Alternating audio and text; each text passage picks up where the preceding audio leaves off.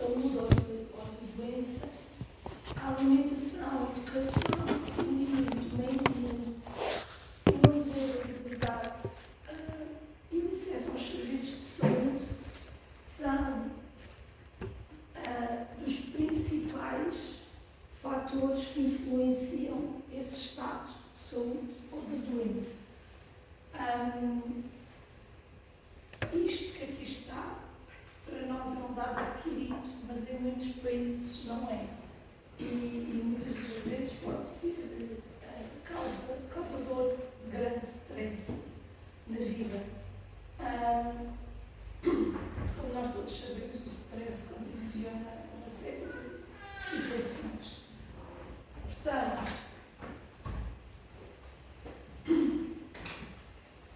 o que eu aqui vos vou dando é uma espécie de roadmap mental, pontos em que nós temos que ponderar para desenhar o nosso estudo epidemiológico ou de prevenção.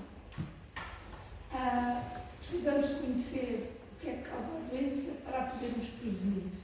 E isto é o que está por base em tudo aquilo que nós vamos falar.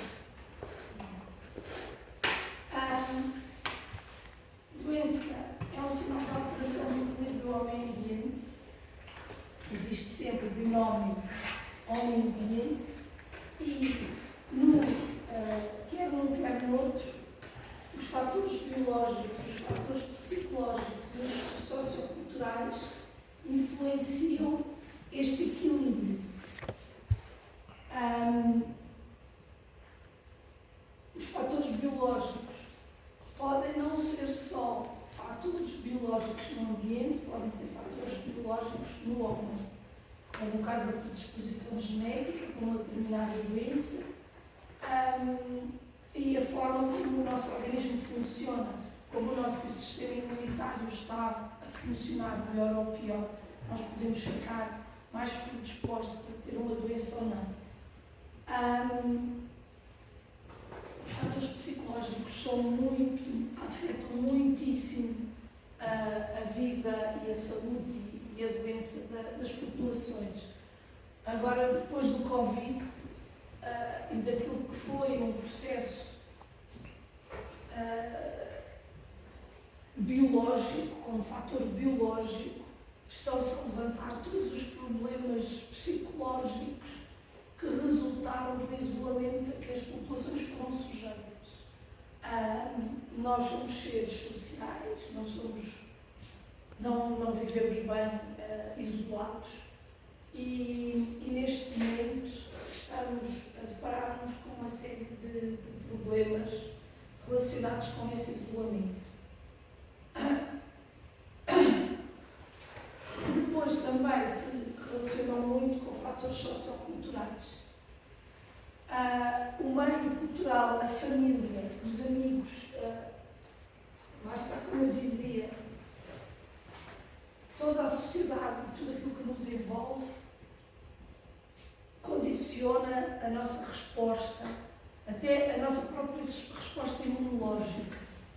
Nós estivermos muito estressados, os nossos marcadores imunológicos e as nossas defesas imunológicas vão baixar. Com o stress vamos deixar de dormir, vamos começar a comer pior e tudo isso vai alterar o nosso equilíbrio. E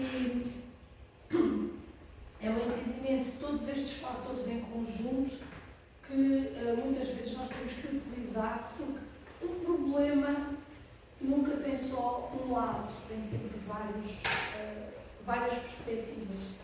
E nós temos que, sempre que desenhamos um estudo, pensar nessas perspectivas.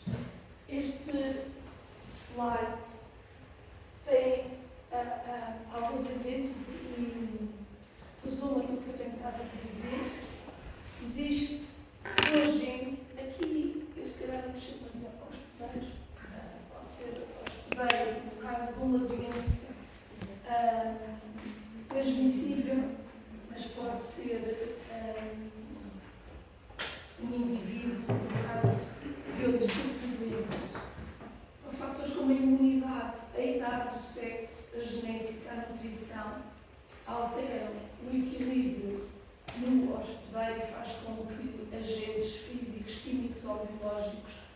possam interagir e alterar as condições de saúde das pessoas. Também daquilo que diz respeito ao ambiente em que as pessoas estão inseridas. As condições físicas, clima, temperatura, qualidade do ar das habitações. Estes fatores físicos, por exemplo, naquilo que é a nossa saúde, olha, nós há pouco estávamos agora a falar das condições de temperatura desta sala, quer para vocês que estão a assistir à aula, quer para mim, são as minhas condições de trabalho, podem influenciar a minha saúde, porque se nós não estivermos confortáveis, com o tempo vai-nos criar stress e vai-nos criar alterações fisiológicas. Quem trabalha durante horas e horas e horas num local onde a temperatura não seja adequada, pode,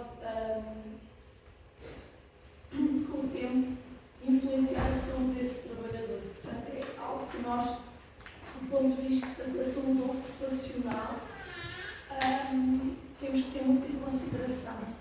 Depois, vetores, os fatores biológicos do ambiente e fatores sociais, até como disponibilidade de alimentos e interação entre indivíduos, podem condicionar então este triângulo que envolve vários fatores de desenvolvimento de doença.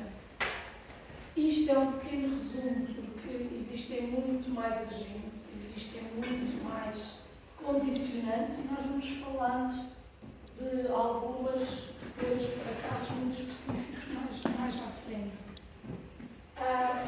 Quando se fala na história natural de uma doença, normalmente existem dois períodos, o pré-patogénico e o período patogénico. É fácil de entender o que é o período pré-patogénico. Nesse período pré-patogénico ainda não se desenvolveu doença, no entanto, como obviamente nós estamos inseridos num ambiente onde todos aqueles agentes patogénicos ou ambientais podem interferir com a nossa saúde, é um período que tem que ser tido em atenção, principalmente quando trabalhamos em epidemiologia. Nós, para entendermos porque é que a população está a ficar doente, temos que ir ver para trás onde é que ela estava inserida. Um período patogénico. No período patogénico já se desenvolveu a doença, portanto, o que é que nos resta? Encontrar a cura. Era o que eu falava ontem, que a promoção da saúde e a prevenção tem que ser feita sempre no período pré-patogénico para poupar os recursos que existem no período patogénico.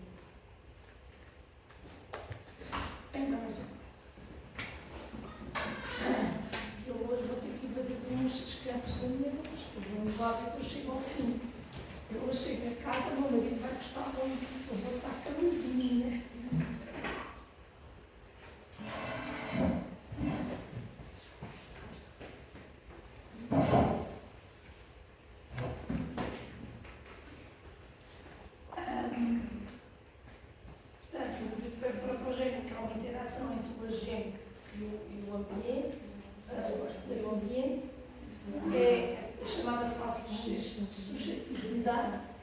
E depois, com o avançar da doença,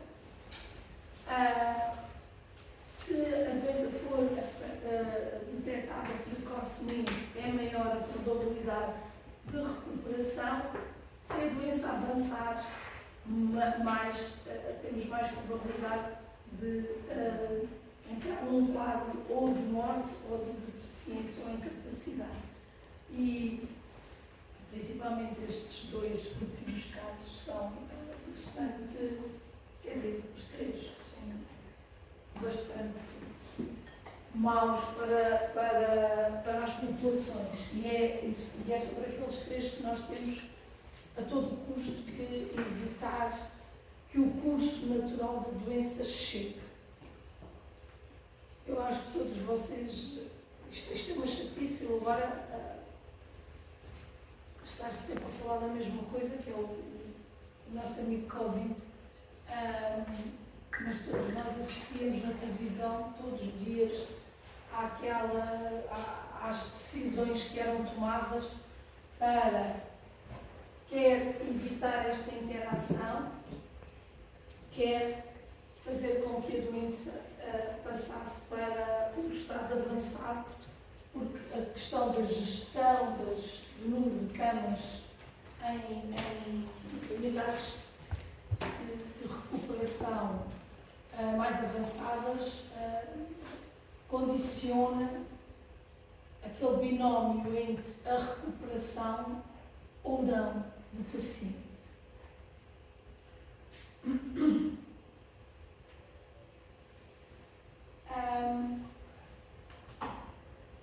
Dentro da história natural de uma doença, nós vamos encontrar vários períodos. Naquele período pré-patogénico, entre o período pré-patogénico e o período de latência, às vezes nós não conseguimos, para algumas doenças, identificar quando é que um acaba e o outro começa, ou seja, nós estamos em exposição aos agentes. Isto, basicamente, para quase todas as doenças transmissíveis, isto acontece no HIV, acontece nos vírus respiratórios, por isso é que eles se disseminam tão bem, nas hepatites, portanto, nas doenças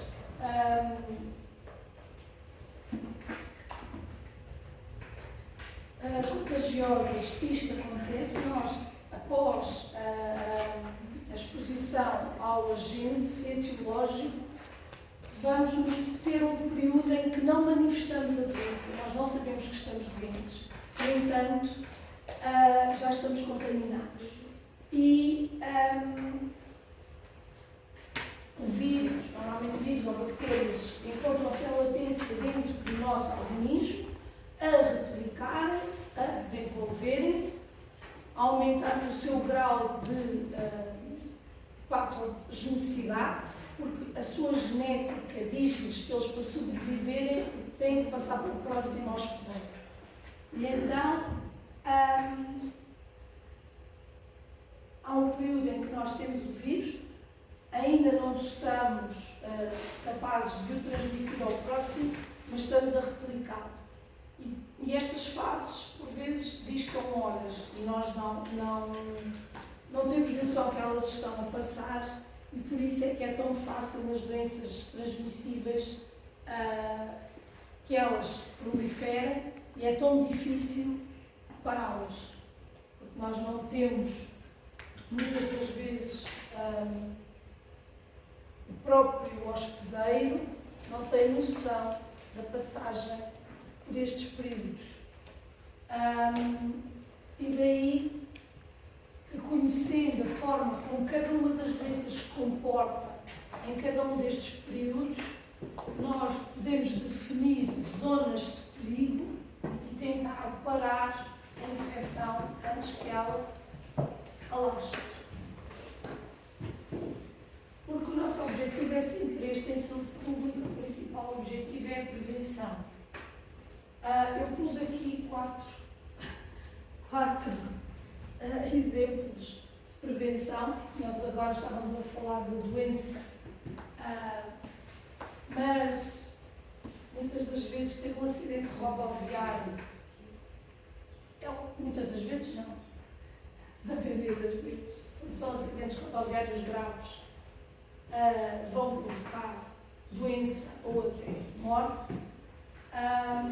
Portanto, se nós conseguirmos antecipar aquilo que é a evolução de um determinado acontecimento, identificando os riscos e atuando sobre eles, minimizando esses riscos, nós vamos poder salvar muitas vidas e muito sofrimento. Por isso é que a saúde pública tem como pilar a prevenção e a promoção da saúde, mais do que o tratamento da doença. Isso é para a parte da patologia. A patologia é que trata disso. Nós estamos antes da patologia acontecer. Claro que temos que conhecer a patologia para definir as estratégias de prevenção. Está bem? Portanto, estes são alguns doenças transmissíveis, como prevenir a sua transmissão, obesidade, o que fazer para prevenir a obesidade, infecção e são só alguns exemplos de onde as campanhas de prevenção podem ser de alguma forma eficazes. Aqui, eu lembro-me quando era mais nova do que vocês, apareceu imensos anúncios na televisão de prevenção rodoviária.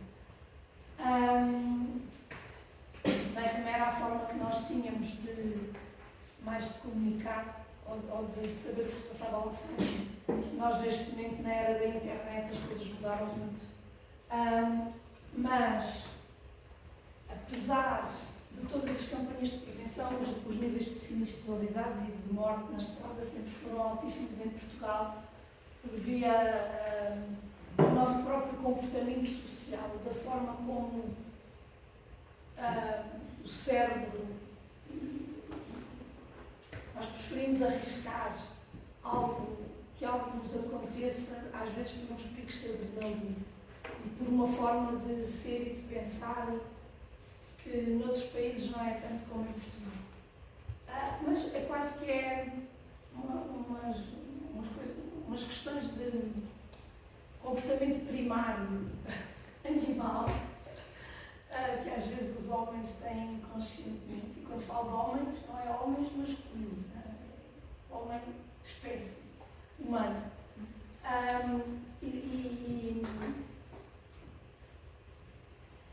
Eu quando passei pela Escola Nacional de Saúde Pública, eles tinham muitas estratégias, andavam na altura a pensar muitas estratégias nesta área da prevenção rodoviária e como meter na cabeça das pessoas que tinham que andar mais devagar, que não podiam fazer certas maluqueiras. Depois foi quando se começou a usar telemóveis, a história do telemóvel ao volante e isso tudo. No entanto, e especialmente neste caso, a única forma de prevenção acaba por ser mesmo as multas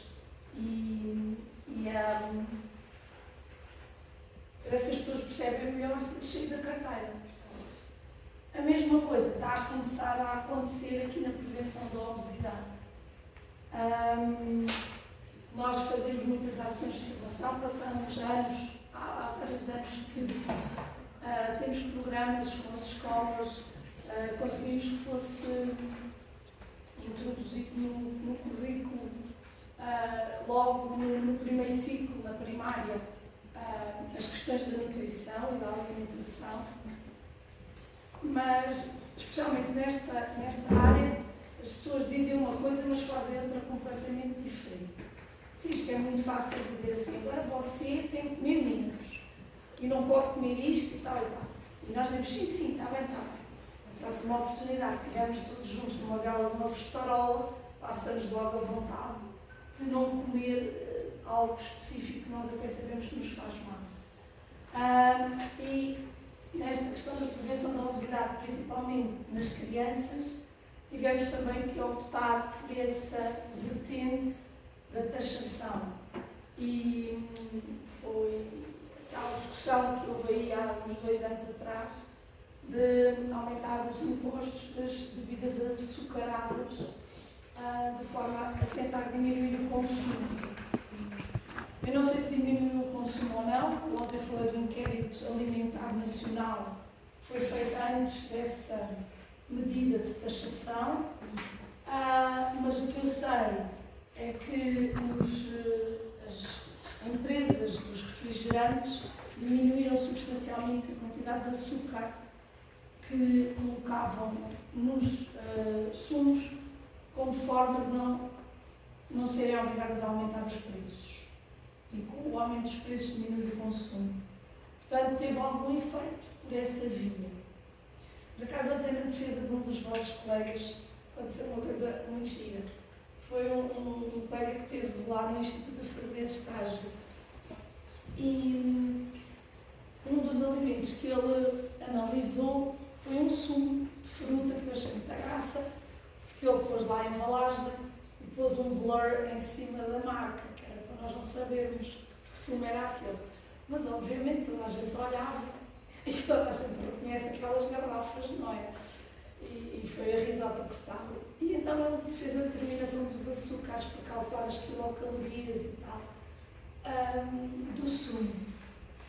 E quando ele estava a defender, ele todo muito contente, isto deu tudo muito bem, tal, o sumo tem 11,5 gramas de açúcar por 100 mililitros. Todo muito contente e tal, acabou a apresentação. Mas eu perguntei, olha lá, então mas tu achas que um sumo com 11,5 gramas por 100 mililitros é uma coisa boa? É que 11,5 gramas em 100, nós nunca bebemos 100 porque a embalagem tem 33. Portanto, multiplica por 3, já dá para aí uns 35 gramas numa garrafinha.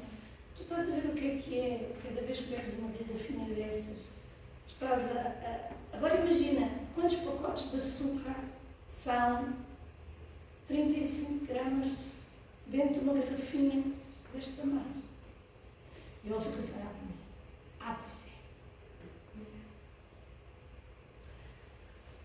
é. Esta questão das prevenções das obesidades, de fazer ou não fazer taxações de... Muitas das vezes esta comunicação que se faz com as pessoas, em que se fala em rotulagem, no rótulo diz lá que são 11 gramas por 100. Se nós não transformarmos a informação do rótulo numa coisa que as pessoas entendam, o que é que são dentro da garrafinha, que 1/3 da garrafinha é açúcar, o resto é água. Às vezes não surte o mesmo efeito do que escrever lá no rótulo que tem 11 gramas por 100 mililitros de suco. E já não é taxado porque não vai acima daquilo que está legislado. Por acaso este até vai, porque é 9. Acima dos 9 gramas é taxado. Por acaso, não sei... depois é outra coisa. Os rótulos são feitos por lote. Os rótulos são feitos num lote. Mas os lotes não são todos iguais. Os rótulos são sempre iguais. Para aquele produto, o rótulo não vai sendo adaptado conforme a produção. E esse é outro assunto onde nós que trabalhamos em um laboratório de análise de alimentos, muitas das vezes encontramos uma coisa escrita no rótulo e outra coisa acontece no laboratório quando nós testamos efetivamente. Por acaso não perguntei ao colega ontem se ele tinha comparado aquele valor com o que vem escrito no rótulo daquele sumo. Esqueci, porque depois entramos na discussão dos pacotes de açúcar e eu até me esqueci. Mas esse é um dos trabalhos que nós fazemos por vezes, lá está na monitorização daquilo que está disponível, da informação que está disponível ao público. Eu já estou aqui a derivar, não dá nada, fico mesmo sem voz. Então, quando falamos então de história natural da doença e versus prevenção, existem vários modelos que foram sendo criados. Este é um deles, é o mais antigo, foi o primeiro modelo a ser criado. Existem outros mais recentes. Existem até já quem fala em níveis de prevenção quaternária, mas esta é a teoria mais comum e que é mais facilmente entendida por todos os profissionais de saúde, porque também é importante que quando nós falamos de um assunto, seja algo, pelo menos entre os profissionais de saúde, nós nos consigamos entender. Então, existem 3 níveis de prevenção: prevenção primária, secundária e terciária.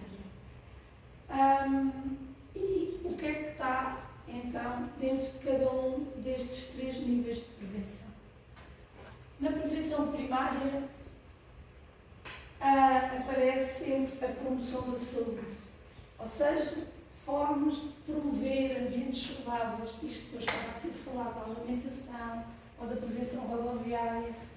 Está tudo englobado na promoção da saúde dentro da prevenção primária. Depois, todos os planos nacionais de vacinação. O nosso plano de vacinação, há algumas vacinas logo à nascença, outras que vamos tomando ao longo da nossa vida, fazem com que grande parte das doenças que nos anos 50, 40, 60 e 70, agora até já doenças do ano 2000, deixaram de ser uma preocupação. As pessoas deixaram de morrer por causa disso. A última que entrou no nosso Plano Nacional de Vacinação foi a vacina do HPV, porque se encontrou uma evidência. Outro trabalho que estava a ser feito na altura que eu estava na Escola Nacional de Saúde Pública era comprovar a relação entre a exposição da mulher ao vírus, ao papilomavírus, e a probabilidade de ter cancro do colo do útero quando se chega à idade mais avançada. Conseguiu-se estabelecer uma relação causal entre a exposição ao vírus e o desenvolvimento dessa doença.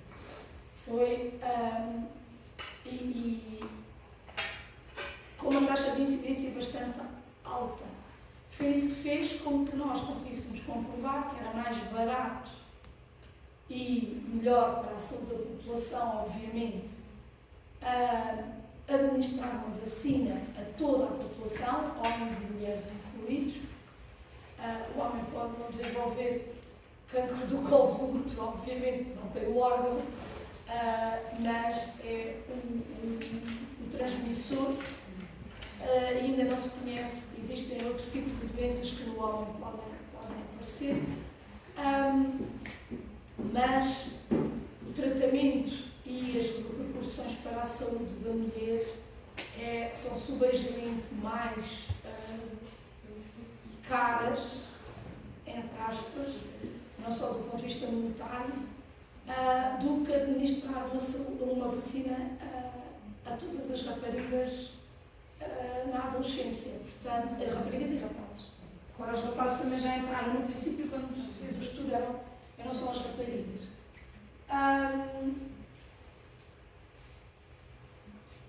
Portanto, promoção da saúde, Plano Nacional de Vacinação, educação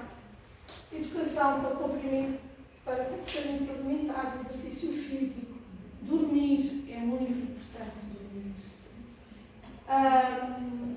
Drogas, tabaco, há aqui outras coisas, jogo, gaming, é outra das questões que pode ser muito impactante na vida das pessoas, porque para além do vício do jogo, depois todos os problemas monetários que vêm por trás disso são muito difíceis para toda a família. E, por último, cuidados com o ambiente. Se nós tivermos um ambiente saudável, vamos promover a saúde de todos, em geral. Quer saudável do ponto de vista do bem-estar, nós nos sentimos bem no ambiente onde estamos, quer do ponto de vista de poluentes da água, poluentes do ar. Existem zonas onde os níveis de poluentes são muito elevados e as pessoas estão de tal maneira habituadas que nem dão por isso. Aqui o Algarve tem um ambiente, eu tenho uma casa na Serra, adoro ir para lá, vou para lá, aquele ar puríssimo, maravilhoso, que eu até estou melhor. Quando volto para a cidade, quando chego a Lisboa, é brutal a diferença do cheiro a carros, e o fumo de carro, que nós, que vivemos depois, no dia a seguir, depois de vir, não é? Na minha vida cotidiana eu não me percebo, nem ninguém se percebe a quantidade de poluentes ambientais que está exposta.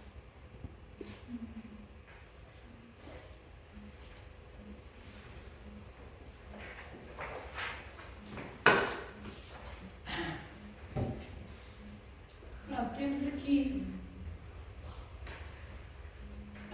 todos os exemplos de prevenção primária. Coisas como, em alguns países, e se calhar brevemente cá, em Portugal também é capaz de começar, nós já estamos a começar a ter no território alguns mosquitos que não faziam parte do nosso ecossistema e que estão a migrar do deserto para cá, da África. Eles estão a subir por via das alterações climáticas, com o aumento da temperatura. Algumas espécies de mosquitos que são vetores de doenças estão a começar a aparecer em Portugal. Nós temos um centro em Portugal, há um centro de controle de vetores, fica em Águas de Moura, é um dos polos também do Instituto Ricardo Jorge, mas é em Águas de Moura, e que faz controle de vetores, mosquitos, carraças, essa pesquisa toda. Por acaso era giro se eu conseguisse que o meu colega cá viesse, porque eu farto-me de rir com eles, porque eu brinco com eles, porque eles andam no campo, literalmente. É um colega nosso, também era do meu, foi do curso a seguir ao meu, análises clínicas. Então o trabalho dele no controle de vetores e na monitorização dos vetores aos quais a população está exposta, entre outros trabalhos, que é apanhar mosquitos. Acho que é capaz de ser mais fácil, porque eles põem soluções com açúcar e os mosquitos são atraídos à água com açúcar. Os mosquitos são atraídos, eles depois apanham-nos, identificam-nos e testam-nos para uma série de elementos patogénicos, de vírus específicos de doenças que estejam presentes naqueles mosquitos. Quando eles saem para o campo a apanhar carraças, aquilo é que é de fartar de rir. Porque eles vão, onde há animais, à solta, espalham uns lençóis brancos nas ervas, abanam as ervas e depois as carraças saltam para dentro do pano e eles depois recolhem os espécimes dentro do pano. Eu digo sempre ao meu colega Paulo, nem que me pagassem eu fazia esse trabalho de andar no meio do campo a apanhar carraças, por amor da santa. Mas pronto, se nós nos quisermos prevenir ou proteger contra esses vetores que transmitem doença através dos mosquitos, muitas das vezes o uso só de redes mosquiteiras são suficientes para nos proteger e essa ação faz parte da prevenção primária. Na prevenção secundária, temos todos os tipos de rastreio, ou seja, formas de detecção precoce da doença. Normalmente, os rastreios do colo do útero, da mama, rastreios à pele, do cancro do cólon. Eles têm, este último ano foram feitas novas diretrizes para a monitorização do cancro do cólon. Portugal é um dos países com maior prevalência de cancro do cólon da Europa. Eu acho que da Europa somos mesmo que tem mais casos por via do tipo de alimentação que nós consumimos. Nós consumimos muitos produtos fumados.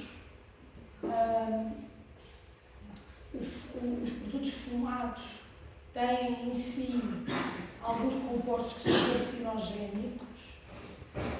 Nós gostamos muito de coisas tostadas e torradas, o nosso próprio churrasco, com aquele douradinho,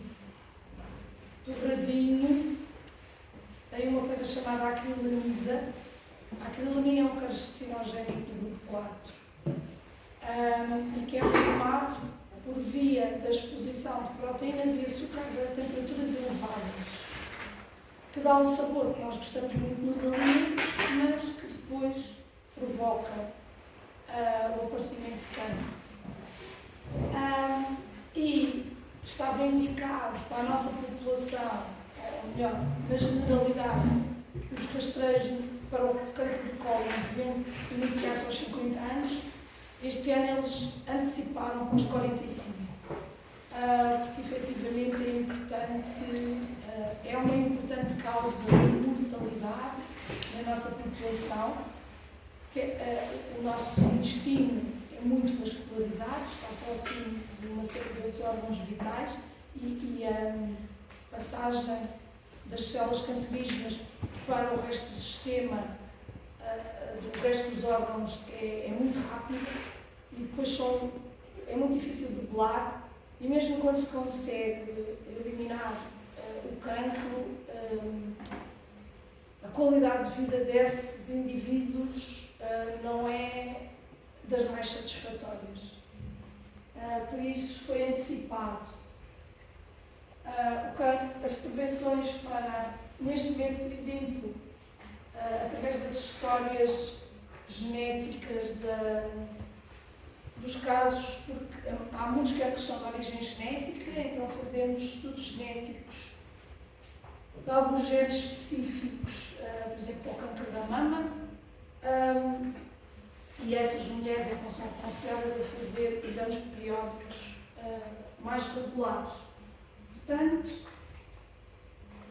tudo o que esteja dentro de rastreios engloba-se na questão da prevenção secundária. A prevenção terciária tem a ver com a reabilitação. Ou seja, quando eu tenho um indivíduo que já teve uma doença, por exemplo, diabetes, eu tenho que encontrar formas de fazer com que a diabetes dele não piore. E isso é prevenção terciária. É prevenir dentro de um quadro já de doença, prevenir o agravamento. Ou seja, num doente com diabetes, eu tenho que lhe fazer educação alimentar,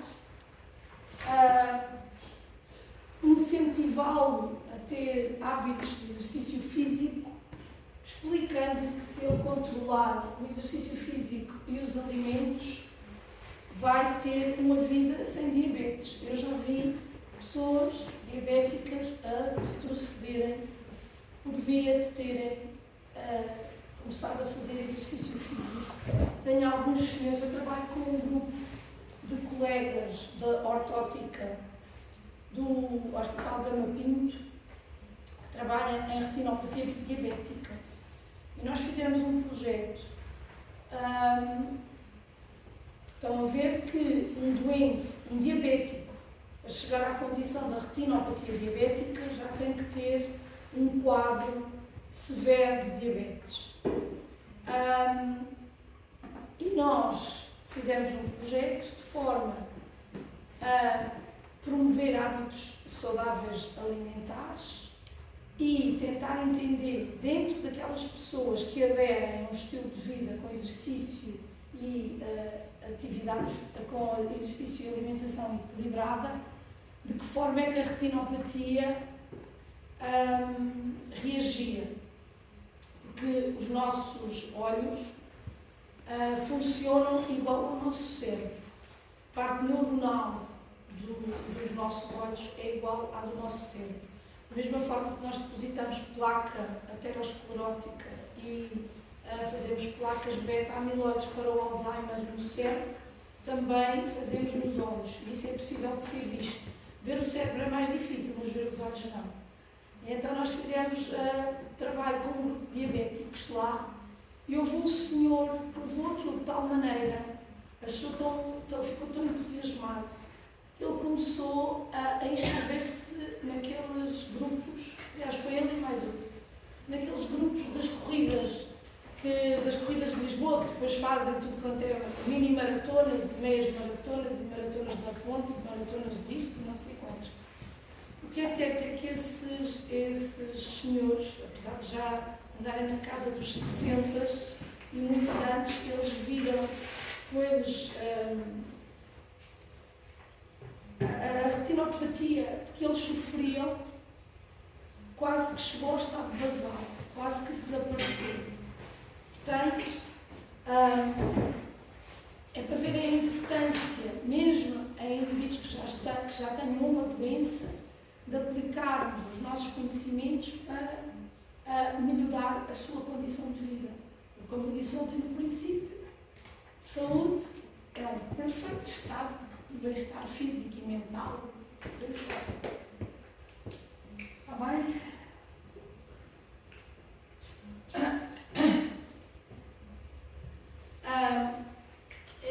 Esta imagem é da Organização Mundial de Saúde e fala-nos, ou mostra-nos, para o caso da prevenção das doenças não transmissíveis, quais são os 4 hábitos de vida onde nós temos que trabalhar afincadamente para prevenir este grupo de doenças cardiovasculares, doença cardiovascular, respiratória, diabetes. Normalmente isto está relacionado com isto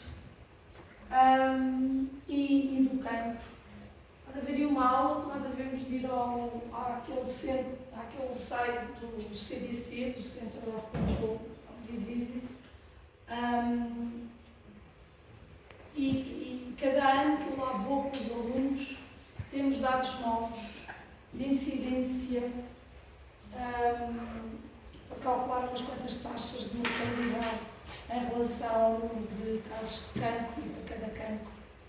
E efetivamente é uma área que está a pesar mesmo muito em todas as sociedades.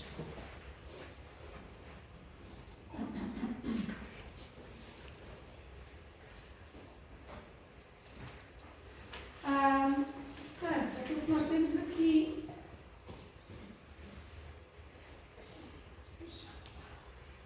estado a falar. Nós estamos a falar das coisas assim em blocos, mas isto tudo é interativo e interligado.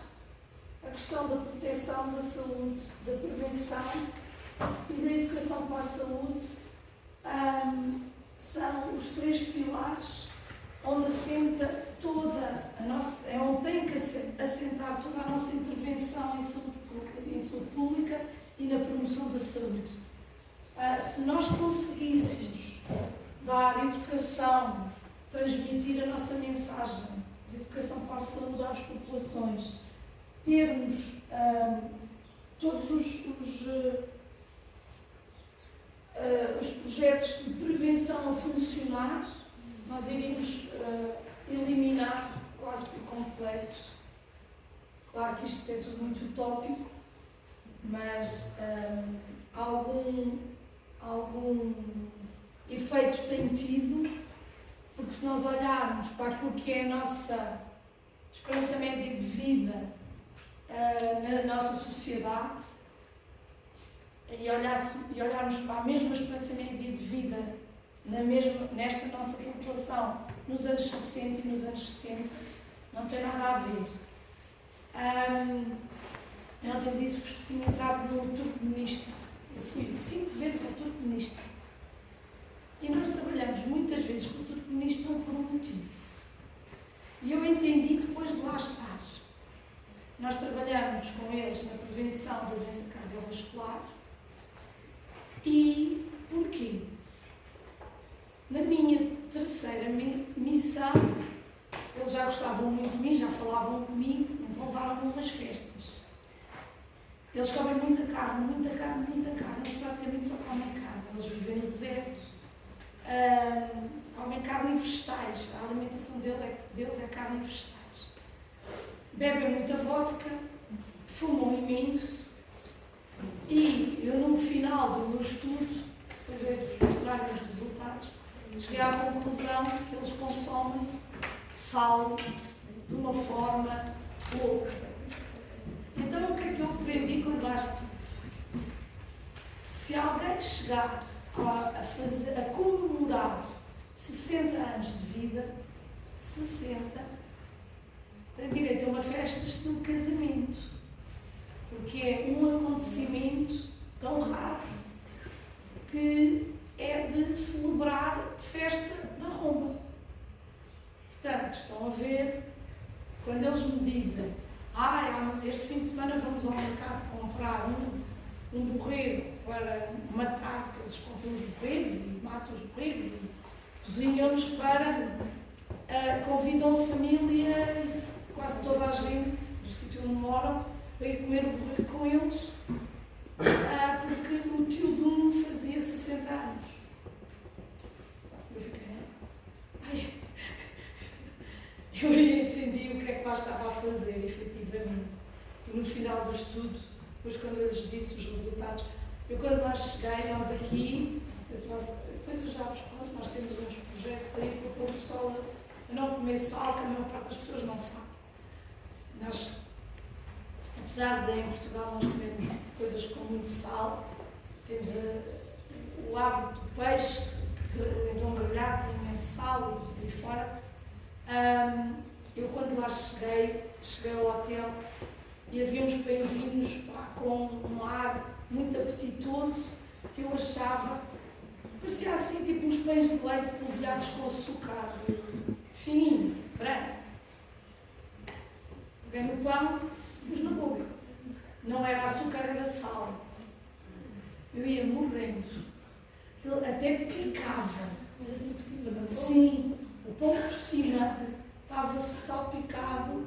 Isso é mesmo estilo de vida, não é? É, no Uzbequistão e depois apanhamos mesmo os pães iguais. Eles não têm ninguém assim, são material. Além da história dos 60 anos de vida o problema é mesmo esse, eles morrem muito de doença cardiovascular, ainda existe outra questão social naquela comunidade, que é, eu demonstro a minha riqueza pela minha gordura. Portanto, eu via homens, principalmente os homens, eu via-os na rua, eram assim coisas, assim, eles com umas barrigas enormes, no Uzbequistão ainda era pior do que no Turcomenistão. Porque no Turcomenistão eles têm o seu grande líder, que lá é um regime totalitário, tem um presidente que está lá e ele é que manda. Ninguém tem nada com isso. Ele que manda. Eu, por exemplo, houve um ano, da 4ª para a 5ª missão, quando eu lá cheguei, os carros passaram todos a ser brancos. Eram todos brancos. Eu perguntei, então, mas eles têm Ladas, eram uns carros dos anos 70, da era soviética. E têm Toyotas e Lexus, têm muitos carros dessas marcas, pronto, por causa da parte geográfica deles. E quando eu lá cheguei, os carros eram todos brancos. Descarrei aqui os carros. Porque lá para nós nos deslocarmos, pedimos boleia na estrada. Boleia.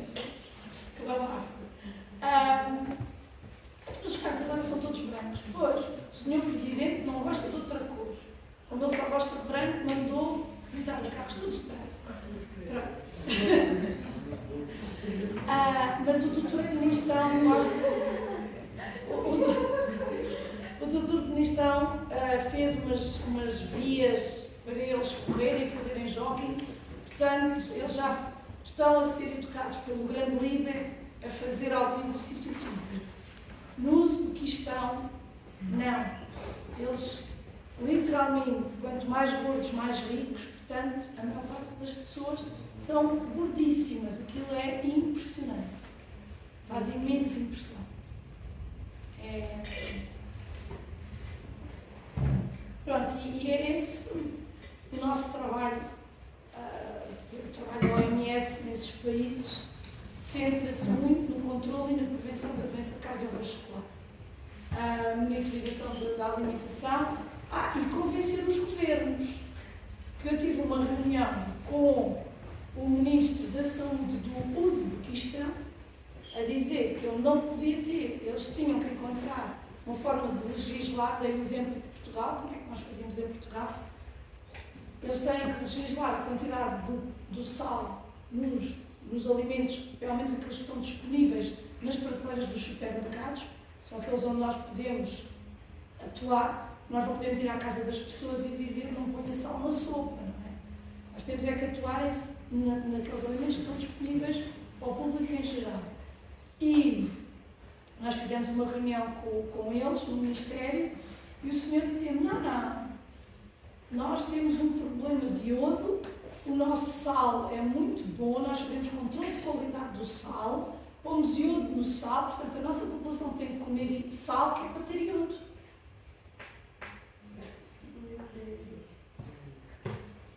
Portanto, estão a ver que isto não é uma vida simples, nem fácil. E mesmo, às vezes, lá está a lidar com o poder político. Explicar-lhes, você tem este problema, tem este nível de mortalidade, tem esta quantidade de sal nos alimentos.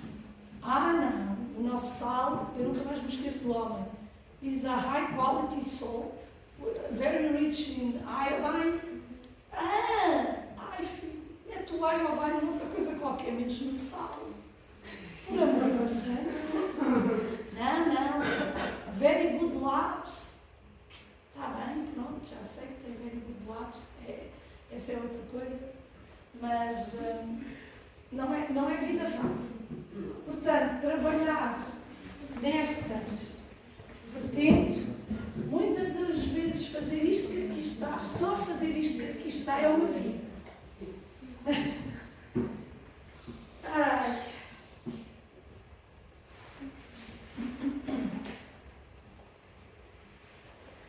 Pronto, nos primórdios daquilo que foi os trabalhos na promoção da saúde, nós sabemos que até a própria medicina, não é? Está compartimentada numa série de áreas de atuação, tal como vocês, quando saírem deste curso, não vão todos trabalhar nem para a anatomia patológica, e mesmo os que forem para a anatomia patológica, uns vão para a citopatologia, outros vão para não sei o quê, outros para não sei o quê.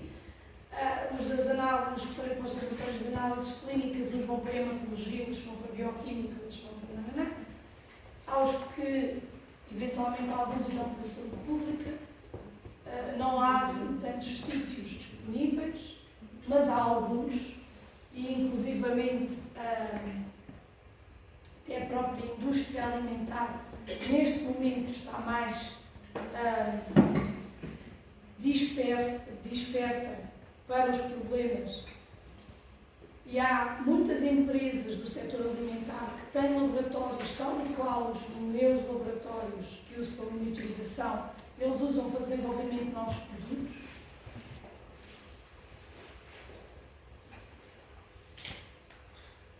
Laboratório de controle de águas também há muitos, onde vocês possam trabalhar. E então, o que eu quero dizer com isto é que nós havemos cada um de nós especializado na sua área, tal como na medicina existem várias funções e várias áreas onde se pode atuar. Não só esta, que é aquela que nós pensamos mais vezes, que é a parte do tratamento dos doentes.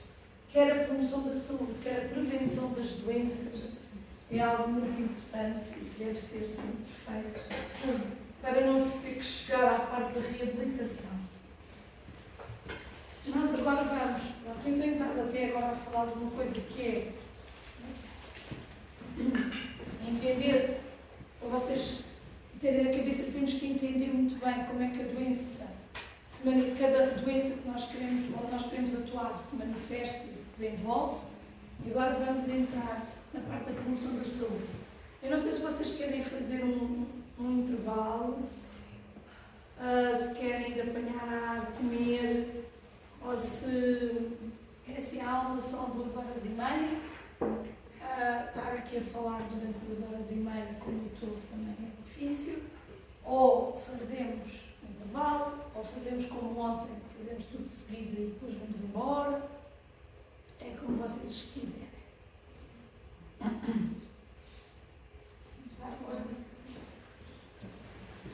Se tiverem com muito sono, vão apanhar água. Se não tiverem com muito sono, continuamos. Depois passa aí.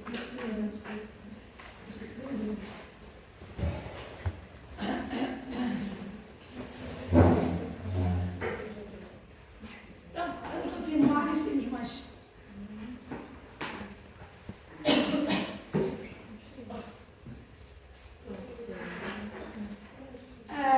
Quando nós pensamos em promoção, em promover saúde, o que é que nós temos que pensar? Que estratégias é que nós temos que ter para promover a saúde? Estes são os pilares em que o desenvolvimento humano, aquilo que eu falava ontem, de nós como espécie termos vindo sempre a evoluir em relação a todos os aspectos tecnológicos da saúde por aí fora, e este é o triângulo que na nossa área nós temos que pensar. A saúde está intimamente ligada ao desenvolvimento económico. Nós, infelizmente, sem dinheiro, não dá. E ao capital social. E dentro deste capital social, naquilo que é a minha visão, a educação é o principal pilar onde as sociedades têm que se assentar.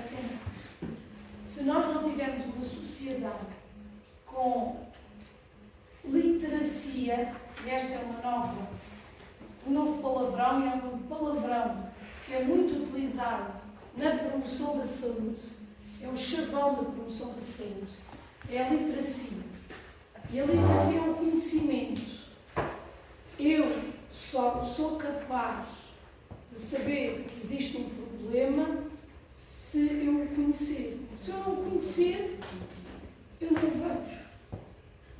Portanto, a literacia está intimamente ligada à educação, e é a educação que desenvolve o capital social de uma economia e de uma sociedade.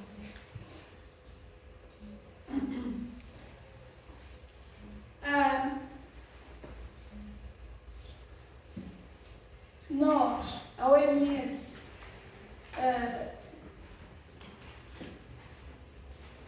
fala em 10 determinantes da saúde, como falámos ontem.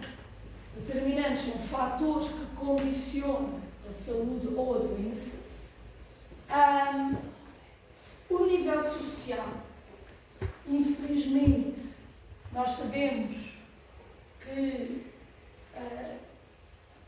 apesar de até em Portugal nós termos acesso gratuito à saúde, é mais fácil, cria menos stress a uma pessoa que tem um nível social mais alto, social e consequentemente económico mais alto, ter acesso mais rápido à saúde. Noutras sociedades, normalmente, aquilo que a OMS faz, nós temos que olhar para aquilo que a OMS diz, não é pelos olhos da Europa. Normalmente é pelos olhos dos países subdesenvolvidos. A OMS olha para os problemas dos países subdesenvolvidos. Por isso é que eu estou sempre a ser, o meu filho está sempre a gozar comigo: oh mãe, também nunca te mandam para um lugar nenhum de jeito, só te mandam para países esquisitos. Porquê é que não te mandam para as Caraíbas? Pois é que nas Caraíbas eu tenho que arranjar a carta para os nas Caraíbas, que é para poder ir para lá. Portanto, aquilo que eu às vezes trago aqui em relação à OMS, às recomendações da OMS, têm de ser vistas do ponto de vista dos países menos desenvolvidos que a Europa. Portanto, nível social, stress, condições nos primeiros tempos de vida.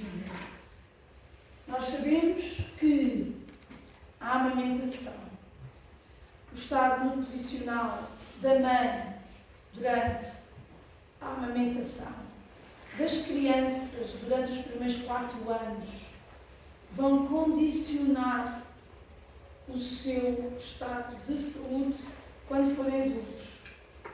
Portanto, trabalhar sobre estas condições nos primeiros tempos de vida elimina muita doença no futuro.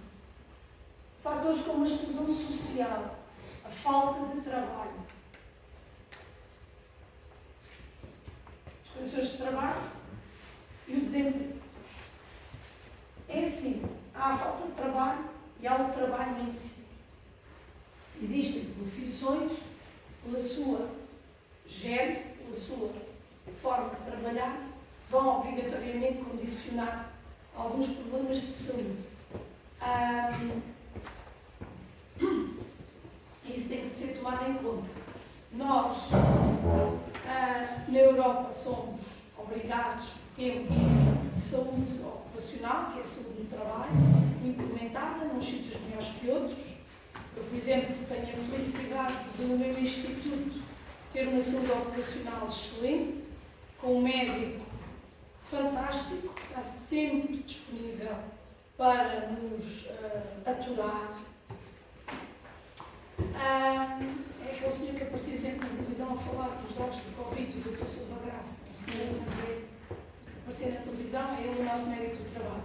Mas, por exemplo, o meu marido, que tem esses problemas de posturais, passa muito tempo sentado, porque depois trabalha num sítio que por vezes tem que carregar algumas coisas pesadas, e depois eles estão sentados muito tempo, depois levantam-se, pegam em coisas pesadas, têm todos imensos problemas musculoesqueléticos e simplesmente a medicina do trabalho é fictícia.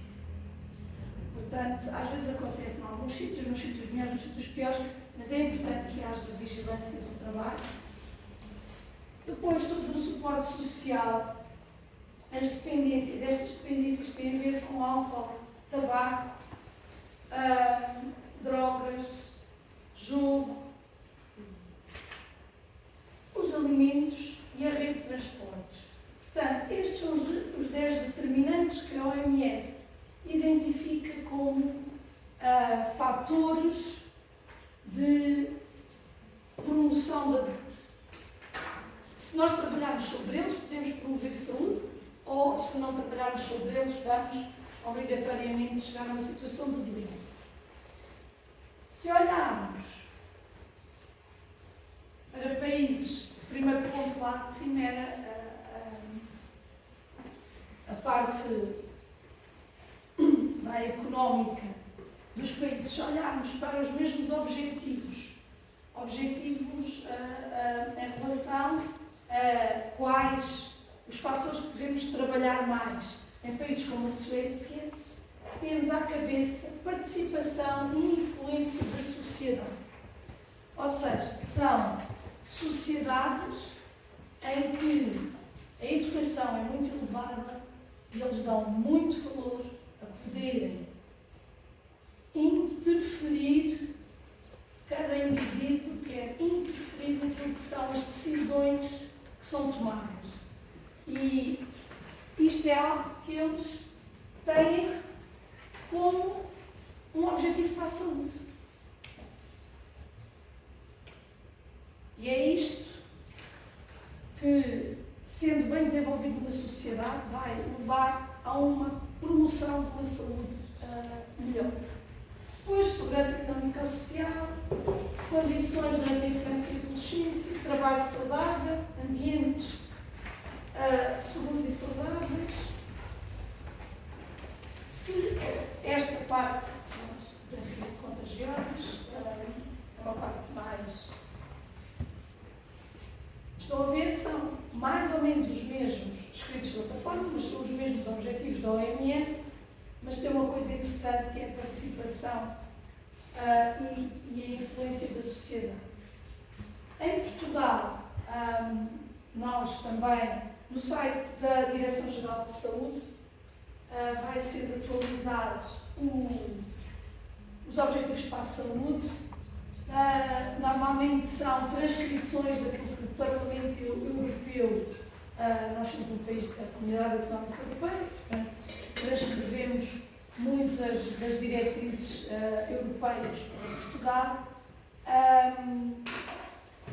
E também temos, vocês podem consultar se quiserem, recolhidos uma série de objetivos específicos e ações a fazer de forma a promover a saúde e a prevenir a doença.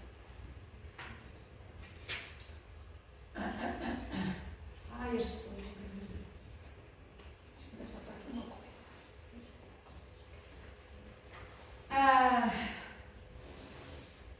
Este acaba por ser o esquema que resume, assim de uma forma muito genérica, aquilo que eu fui dizer. Agora, aqui durante este pedaço, temos de ter do lado da salutogênese, que é do lado da saúde, salutogênese e patogênese, portanto, do lado da saúde, para a promoção da saúde tem que haver recursos, ambiente socioecológico favorável para promover a saúde e o bem-estar, no triângulo da saúde física, mental e social, de forma a proteger os indivíduos de entrar em contacto com fatores de risco que vão então potenciar a doença e fazê-los entrar na fase de patogênese. O que é que nós queremos? Proteger, prevenir de forma a que o uso de cuidados de saúde seja o mais reduzido possível. Claro que, por isso é que isto andava a trabalhar de um lado para o outro, passar de saúde e bem-estar para doença e vice-versa é algo que ocorre muitas vezes ao longo da nossa vida. Portanto, nós andamos em constante equilíbrio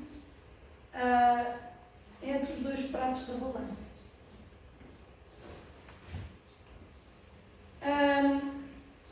A promoção da saúde inicia-se ou tem a sua primeira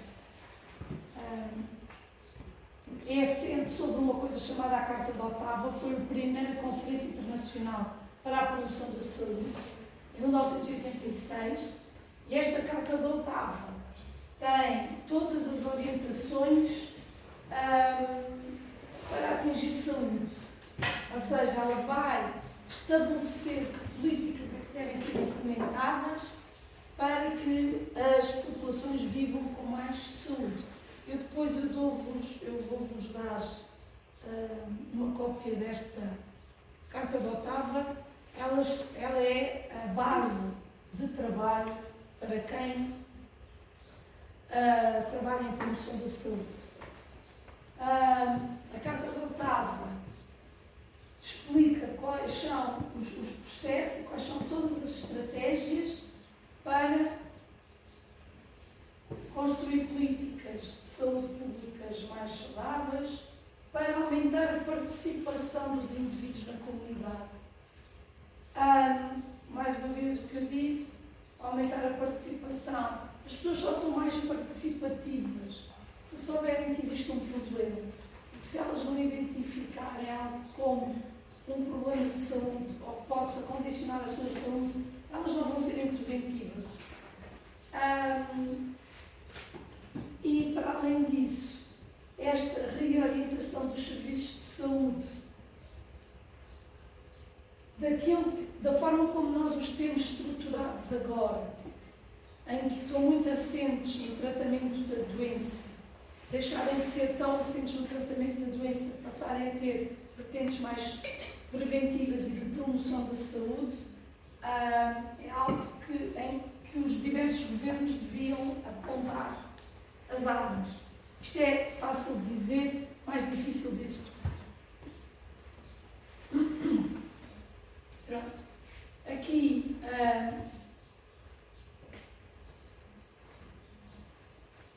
a promoção da saúde assenta sempre em capacitação para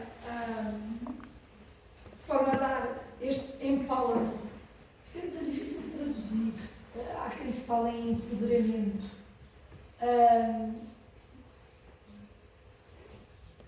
E voltamos sempre à mesma. Isto são várias maneiras de dizer uma coisa que eu já disse. Com educação, com conhecimento, promovemos obrigatoriamente sociedades mais saudáveis. Sem capital social, sem coesão social, não há forma, porque se todos nós decidirmos que o nosso bairro tem que ser mais limpo e mais livre de poluição, mas os nossos vizinhos não tiverem a mesma ideia que nós, não vale a pena. Ou melhor, vale a pena, mas é mais difícil, vale sempre a pena. É mais difícil chegarmos a um resultado mais efetivo. Portanto, trabalhar em coesão social e em conhecimento é sempre algo que deve ser potenciado pelas... Aqui neste caso eu vejo muitas das vezes estes programas muito associados às câmaras municipais. As câmaras municipais são órgãos que, apesar de serem políticos, podem ser nossos aliados se nós quisermos montar programas de cidades mais, do ponto de vista físico, mais ativas para o exercício físico, mais ativas para espaços verdes livres de automóveis. São coisas que nós temos que trabalhar a nível local e os governos locais são ótimos. Ontem estávamos a falar, um outro colega estava a defender outro trabalho que nós estamos a fazer. Não sei se vocês se lembram, o ano passado, por causa houve uma série de terrenos na zona da Beira Baixa, Beira Alta, que começaram a ser comprados para reabrir as explorações mineiras de lítio para fabricação de baterias para automóveis e telemóveis. Agora tudo tem baterias, não é? Precisam de lítio. E então começou-se a falar em reabrir antigas minas que já não funcionam para começar a exploração mineira de lítio no interior de Portugal. As populações, quando souberam, e por saberem que o lítio, em quantidades elevadas, é carcinogénico, o lítio é muito bom para a nossa saúde mental, mas em quantidades fisiológicas. Quando ultrapassamos a quantidade fisiológica, nós devemos consumir alimentos ricos em lítio, mas não devemos andar aí a aspirar lítio da natureza. Então as populações insurgiram-se sobre a reabertura dessas minas. Nós fizemos um projeto lá no Instituto que compreende, neste momento em que as minas ainda estão fechadas e antes que se decida se elas podem abrir ou não, fomos fazer recolha de alimentos e de água junto das comunidades que vivem perto dos terrenos onde existiam e querem que voltem a existir minas de lítio, e recolhemos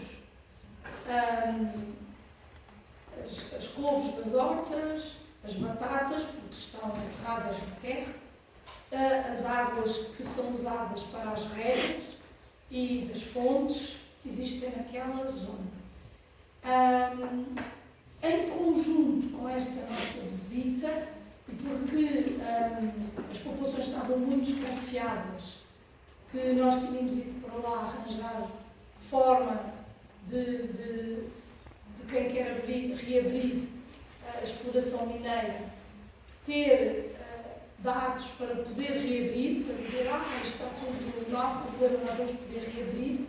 Nós então fizemos a capacitação da população para a importância dos estudos de monitorização. Nós estamos neste momento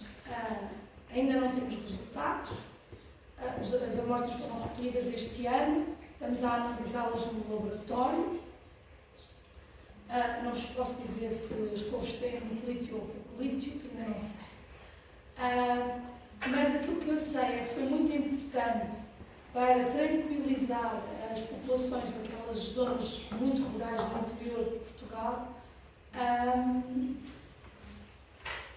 é para elas se sentirem mais tranquilas, pelo menos o poder central de Lisboa está preocupado em saber os impactos para a saúde daquela população, da existência daquelas minas naquela zona.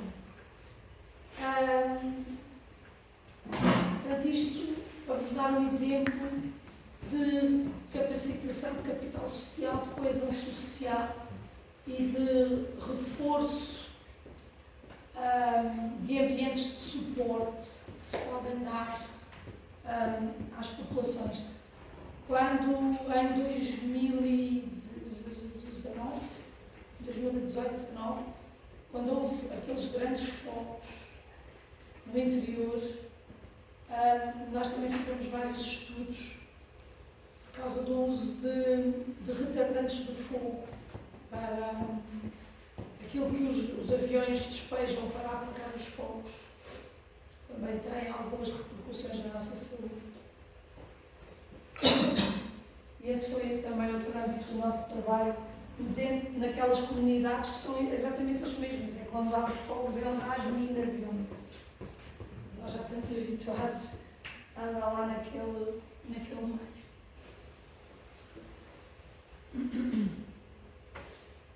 Mas aqui um bocado vou deixar de conseguir falar.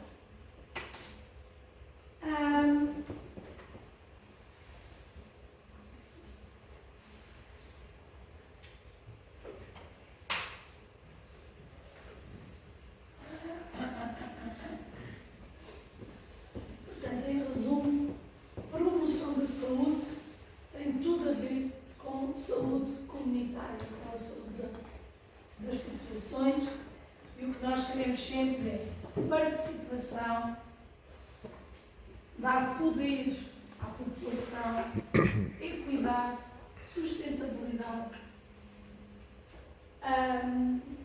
E é só desta forma, envolvendo as pessoas num problema, é que nós conseguimos obter ganhos em saúde.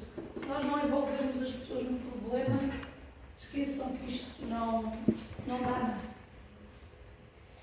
Portanto, literacia e políticas de saúde, até os próprios políticos. Nós temos que ensinar os políticos, eles não percebem nada de saúde. Nós, se queremos ir lá, como o outro uso de cristão, se eu quero explicar que tem um problema de doença cardiovascular, eu tenho que ir lá explicar, ele não sabe.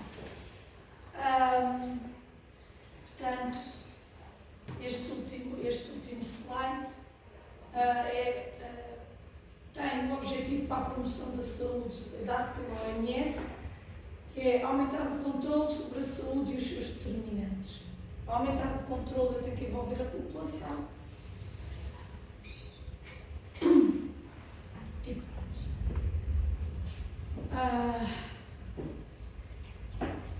Deixa-me ver onde é que eu vou.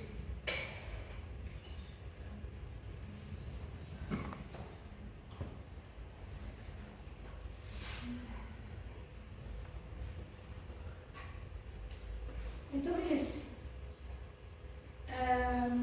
Estes slides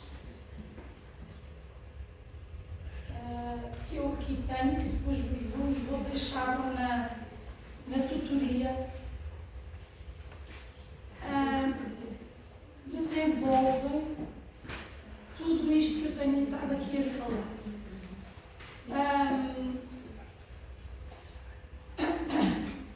Eu depois acabo por falar muito mais, eu não vou passando dos slides, mas isto que eu tenho estado aqui a debitar está aqui, vai estando aqui escrito.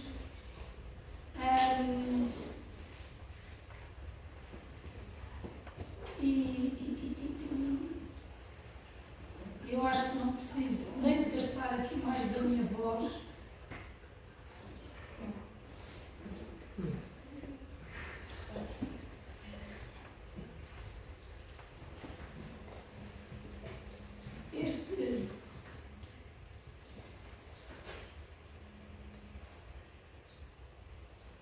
este slide resume quais são, se nós quisermos então capacitar uma comunidade de conhecimento para a saúde, o que é que nós temos que desenvolver nessa comunidade?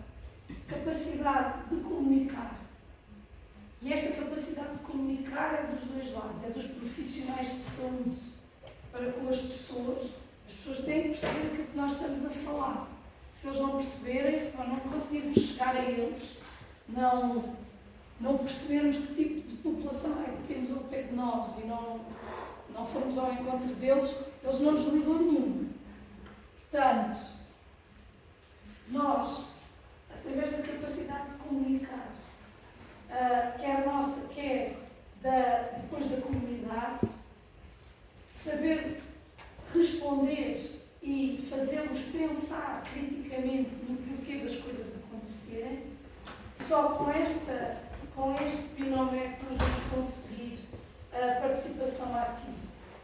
A criação de redes de suporte e do sentido de comunidade é o que faz com que as pessoas se apoiem umas às outras e consigam tratar dos seus próprios problemas.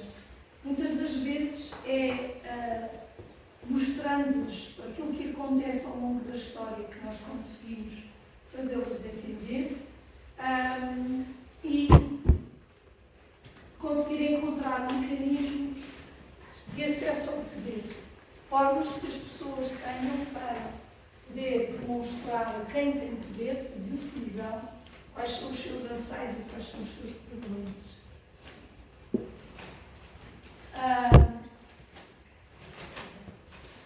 Isto agora quase parece uma sindicalista, a força de uma aliança, mas aquilo que é válido quando nós queremos reivindicar alguma coisa para um grupo social é exatamente igual quando queremos reivindicar saúde.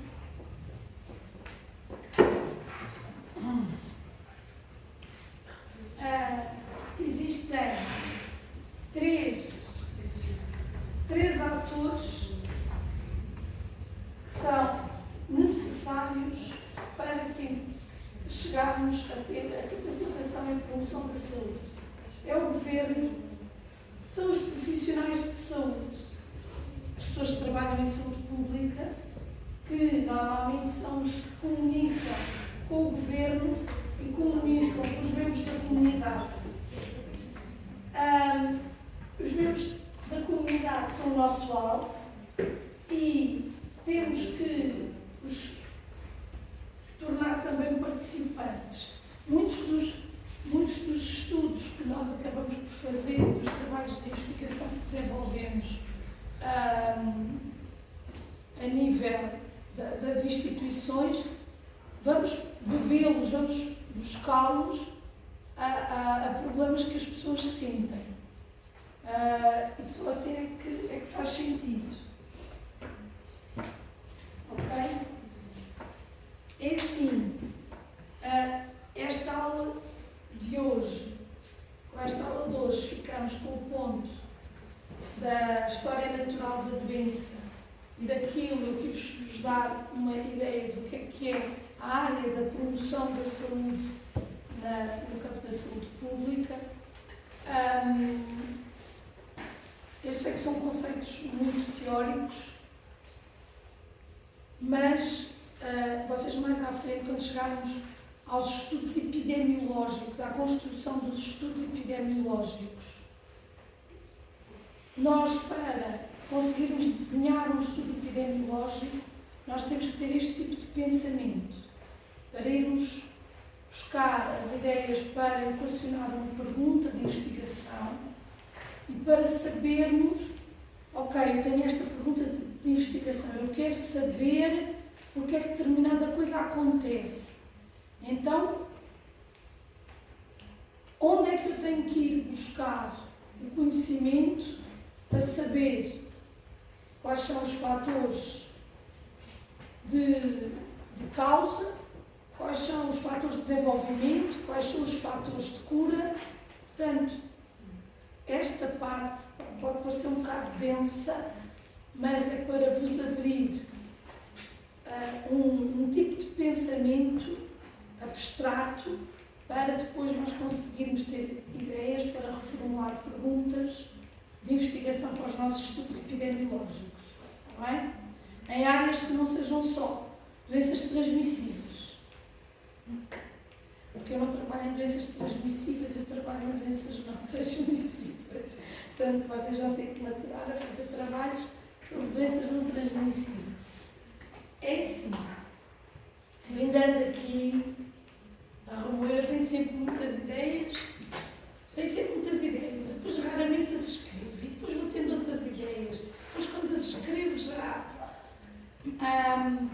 vocês são quantos na turma? São muitos, não sei.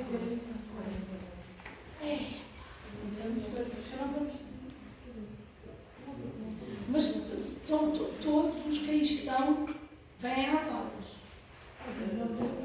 Há pessoas que vocês nunca viram.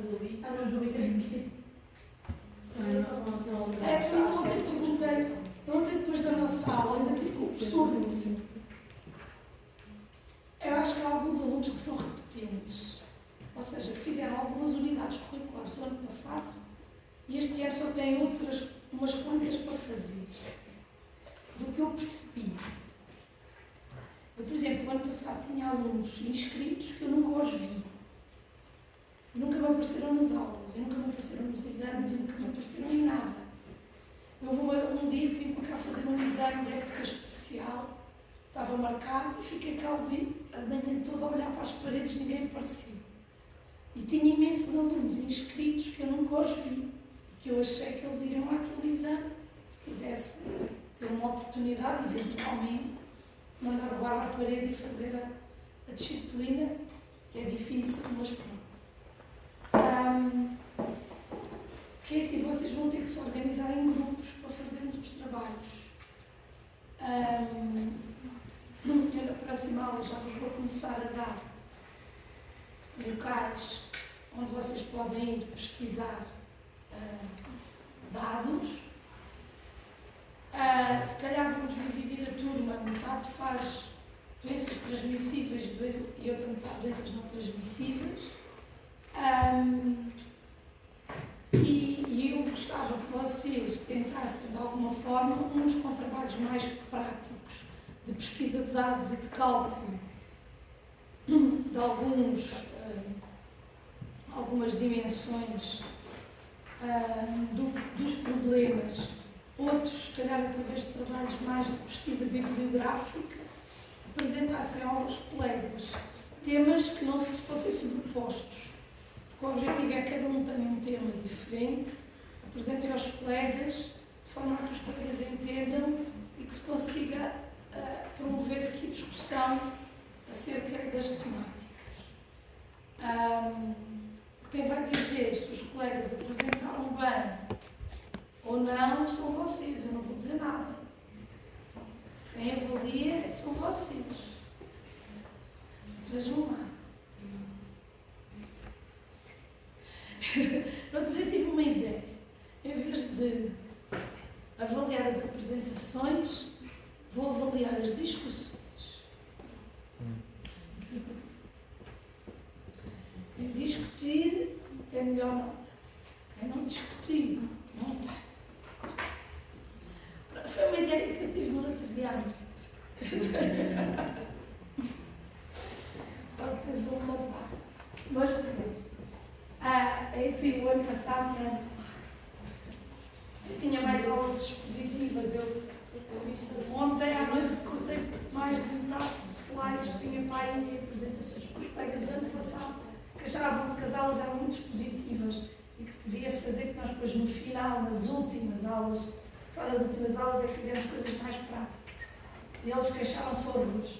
Então eu decidi, no próximo ano vou fazer uma coisa diferente. Pronto. São 11h15. A nossa aula estava até ao meio-dia, não era?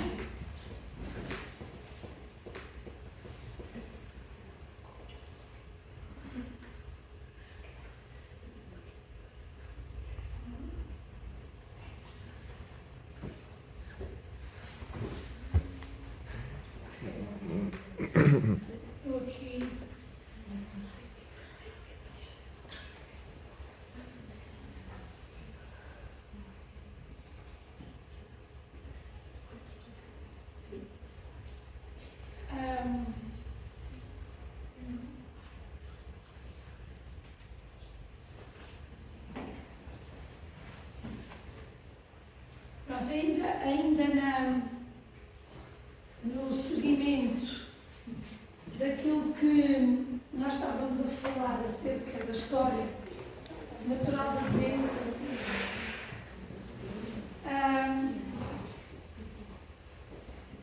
nós, para definirmos o nosso problema, nós temos que conhecer a doença ou a saúde e temos que encontrar indicadores de saúde. Ou seja, nós temos o nosso problema e, se definirmos os nossos indicadores, nós vamos conseguir dizer a escala pela qual nós vamos conseguir resolver o nosso problema. A ver se eu sei explicar isto de outra maneira.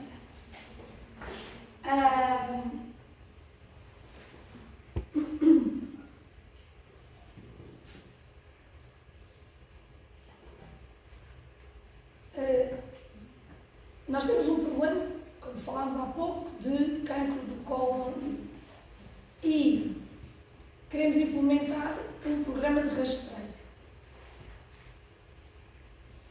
Eu tenho que saber,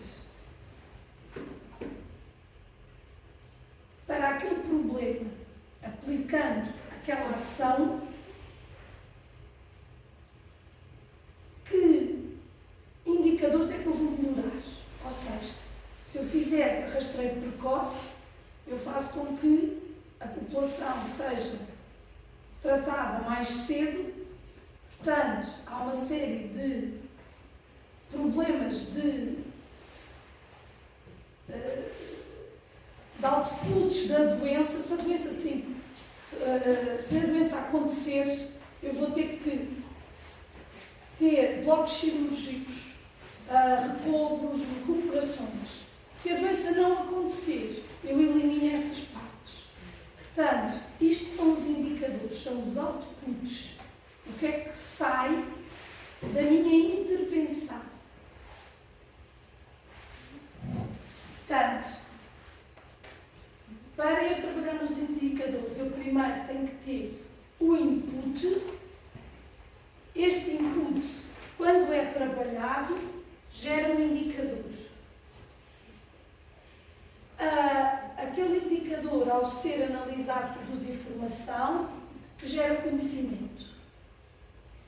Com este conhecimento, eu consigo influenciar a tomada de decisão e produzir uma ação e, com isso, adotar medidas de saúde pública. O input, cancro do cólon. Qual é o indicador? O número de pessoas que morrem de cancro do cólon. Portanto, se eu for seguindo essas pessoas, eu vou produzir informação e vou saber. As pessoas têm cancro do cólon por isto, por aquilo, pelo outro, onde é que eu posso mexer? E é com esse conhecimento que eu vou influenciar a ação de é preciso fazer prevenção nestas pessoas a partir desta determinada idade, porque eu sei que a partir desta determinada idade eles vão começar a desenvolver a doença. E é assim que as coisas acontecem. Se olharmos para outros inputs, a obesidade. A obesidade pode ser um input que leva a um indicador, provavelmente a diabetes. E conhecendo o mecanismo que leva da obesidade até à diabetes, normalmente a alimentação, mexendo na alimentação, eu vou, com base nessa evidência, eu tenho que provar que é a alimentação. Como é que eu provo que é a alimentação? É através dos estudos epidemiológicos que nós vamos aprender nas próximas aulas. Tenho que montar estudos epidemiológicos. Mas eu primeiro tenho que montar um esquema mental de ação, de input, indicador, informação, ação tem de montar este esquema tudo. Por isso é preciso estudar. Por isso é que eu vos disse ontem, nós temos que ler muito, pesquisar muito, ir à procura de muitos artigos científicos para sedimentar aquilo que nós queremos comprovar.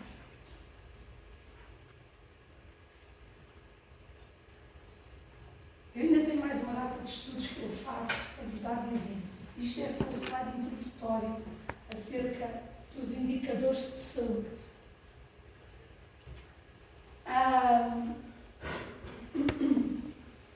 Os indicadores do estado de saúde de uma população podem ser dados clínicos, há diabetes, se eu quiser comprovar que as pessoas obesas têm mais diabetes, eu tenho um grupo de pessoas de uma base de dados com peso acima, com um índice de massa corporal acima de um determinado valor, meço-lhes a glicemia, depois tenho outro grupo com o peso abaixo, meço-lhes a glicemia e faço uma correlação. Isto são os meus indicadores, por exemplo, clínicos e laboratoriais em conjunto. Ou então epidemiológicos. Aquilo que eu falei ontem do John Snow, que é o caso mais simples, naquele grupo de casas onde o pessoal está todo a sofrer de cólera. São dados epidemiológicos observacionais.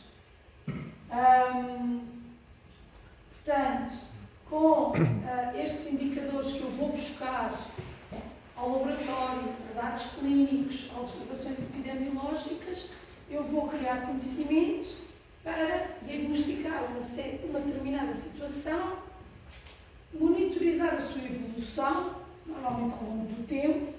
A maior parte dos estudos epidemiológicos têm tempo de seguimento associado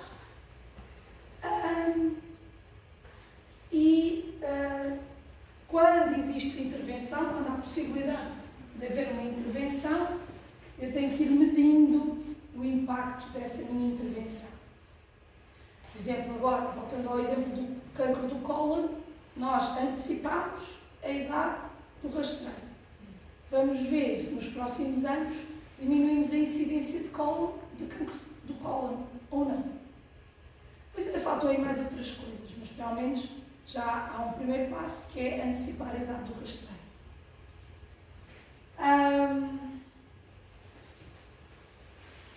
Pronto, isto depois eu aqui tenho vários indicadores, vários exemplos de indicadores, isto vê-se muito mal. Um dos indicadores é a esperança média de vida, é algo que eu consigo medir, saber para uma determinada população a idade média em que ocorrem os óbitos, taxas de doenças infecciosas, taxas de HIV, de hepatite, de Covid, de gripe, de tudo o que seja, percentagem de doença cardiovascular, percentagem de obesidade, percentagem de diabetes tipo 1 e de diabetes tipo 2, gravidezes na adolescência, mortalidade infantil, taxas de mortalidade infantil são dos principais indicadores para medir o nível de desenvolvimento de uma sociedade e o nível de desenvolvimento de um Serviço Nacional de Saúde. Taxas de mortalidade infantil e número de mulheres que morrem nos partos são taxas utilizadas para medir, ou indicadores utilizados para medir a qualidade dos serviços.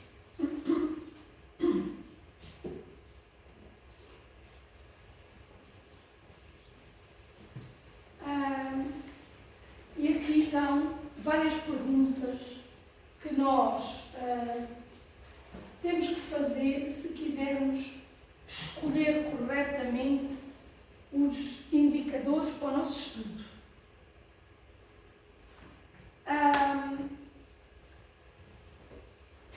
Se formos escolher, normalmente quando nós estamos a os nossos indicadores, temos que pensar primeiro logo como é que está, como é que aquele problema é visto na população, qual é a sua dimensão para a população. E se é algo onde já foram tomadas, para aquela situação, se já foram tomadas algumas medidas e que resultados é que essas medidas tiveram.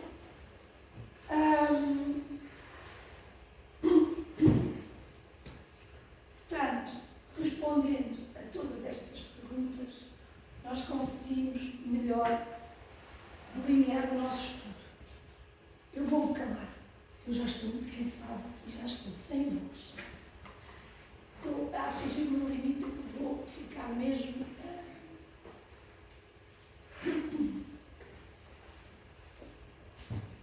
Se eu conseguir falar mais hoje. Pronto, e também já vos dei uma boa porção de matéria. Eu depois coloco tudo isto lá na tutoria para vocês.